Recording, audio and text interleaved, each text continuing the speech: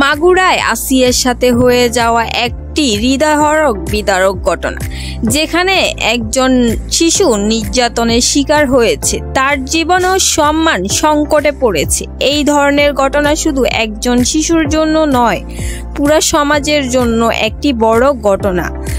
আসিয়ার মতো ঘটনা আমাদের সমাজের মধ্যে নারীদের প্রতি সহিংসতা, বৈষম্য ও অবমাননার চিত্র প্রকাশ করে। এটি আমাদের মনে করিয়ে দেয় যে আমরা যতই উন্নত হই না কেন, নারীদের প্রতি সম্মান ও নিরাপত্তা নিশ্চিত করা এখনো আমাদের অন্যতম বড় চ্যালেঞ্জ।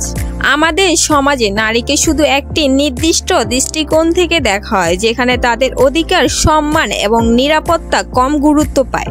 আসিয়ার ধর্ষণের মতো ঘটনা এর প্রমাণ মিলে। অপরাধী যেন কোনো শাস্তির মুখোমুখি না হয়, সেই জন্য আইনি ব্যবস্থা আরও শক্তিশালী করা উচিত এবং তীব্রতম শাস্তি বিধান নিশ্চিত করা উচিত। বিশ্ববিদ্যালয়, স্কুল বা সাধারণ পরিবারের নারীদের জন্য শিক্ষা সচেতনতার কর্মসূচি চালানো পরিহার্য। নারীদেরকে নিজের অধিকার, শারীরিক এবং মানসিক নিরাপত্তা সম্পর্কে জানতে হবে, যেন তারা ভয় না পায়। তাছাড়া অপরাধীদের বিরুদ্ধে দাঁড়াতে হবে।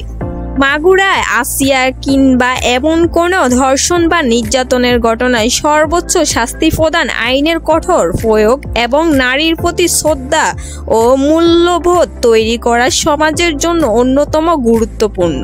শুধুমাত্র আইন দৃষ্টিকোণ থেকেই নয়, মানবিকতার দৃষ্টিকোণ থেকেও আমাদের এই ধরনের ঘটনার বিরুদ্ধে একসাথে দাঁড়িয়ে সমাজের প্রতি স্তরের পরিবর্তন আনার প্রয়োজন।